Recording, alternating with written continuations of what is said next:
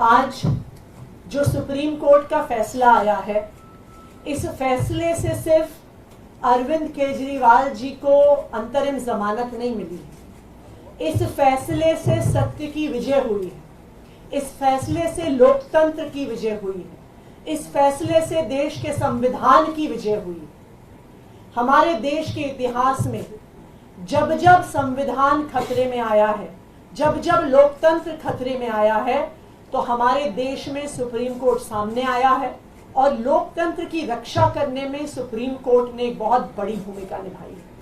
आज भी अरविंद केजरीवाल जी को अंतरिम जमानत देकर, अरविंद केजरीवाल जी को चुनाव में प्रचार में आने के लिए जमानत जो सुप्रीम कोर्ट ने दी है, इस फैसले से लोकतंत्र की रक्षा होगी, क्योंकि इस देश में लोकतंत्र हमारे देश का सबसे बड़ा सिद्धांत है।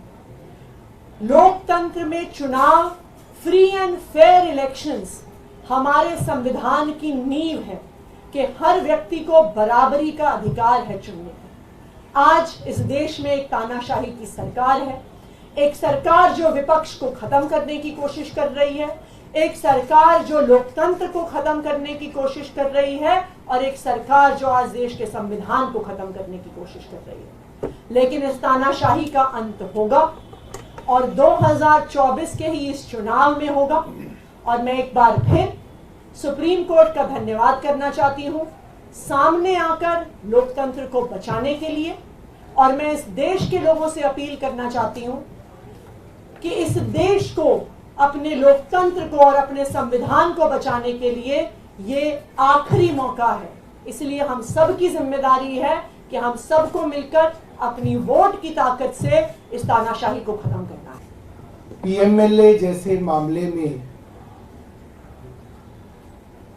जिसमें केंद्र की पूरी सरकार, उनकी पूरी आर्टिलरी, पूरी मशीनरी एक मुख्यमंत्री को जेल में रखना चाह रही थी,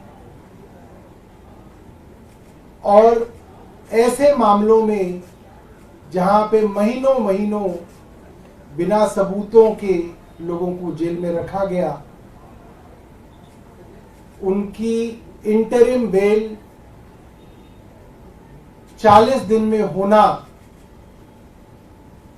मुझे लगता है कि कोई चमत्कार से बड़ा ही कुछ है।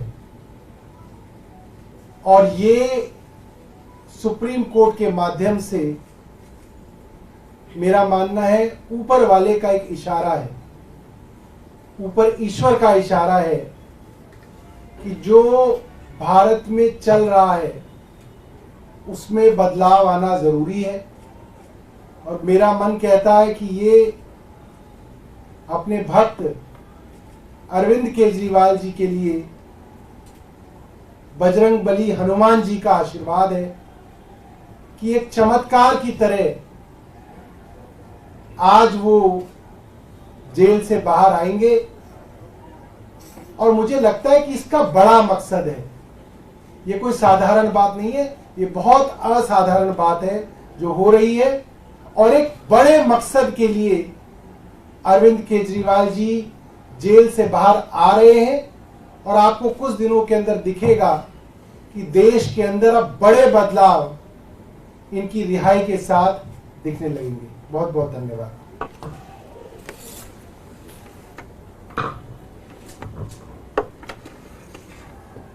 We are extremely grateful to the Supreme Court for upholding the democracy in the country today. ये जैसा सौरभ भाई ने मुझसे पहले बताया, जैसा आतिशी जी ने मुझसे पहले बताया, जैसा गोपाल सर ने मुझसे पहले बताया, बहुत ही एक्स्ट्रॉर्डनरी सर्कमस्टांसेस में ये बेल ग्रांट हुई है, इंटरिम बेल ग्रांट हुई है। पीएमएलए जैसे संगीन प्रोविजन जहां लगे थे, जिसका मकसद ही सिर्फ बयानबाजी के आधार पर, भाजपाइयों की बयानबाजी के आधार पर अरविंद केजरीवाल जी को जेल में डाल कर रखना था, लोकसभा चुनाव से बाहर रखना था। Like Atish ji said before me, ये लास्ट मौका है to save democracy, and we call upon the citizens, we call upon the media, we call upon all of you to ensure कि हम भी इस बार डेमोक्रेसी को आप हेल्प करें और लगातार देश में, इंडिया में डेमोक्रेसी बनी रहे, इसका पूरा प्रयास करें। Thank you.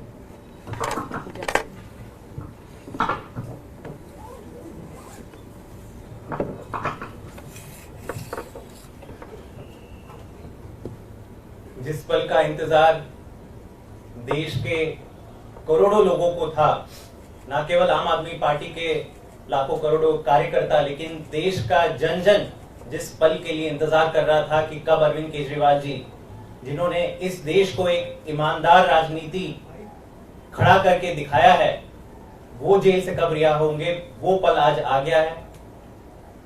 इसमें केवल सत्यमेव जयते सबसे सटीक बैठता है। हम शुरुआत से कह रहे थे कि आप झूठ के कितने बड़े पुलिंदे खड़े कर करके 2 साल से झूठ पे झूठ आप एक केस खड़ा कर रहे हो। देश के इतिहास में ऐसा कभी नहीं हुआ, इतना बड़ा राजनीतिक षड्यंत्र।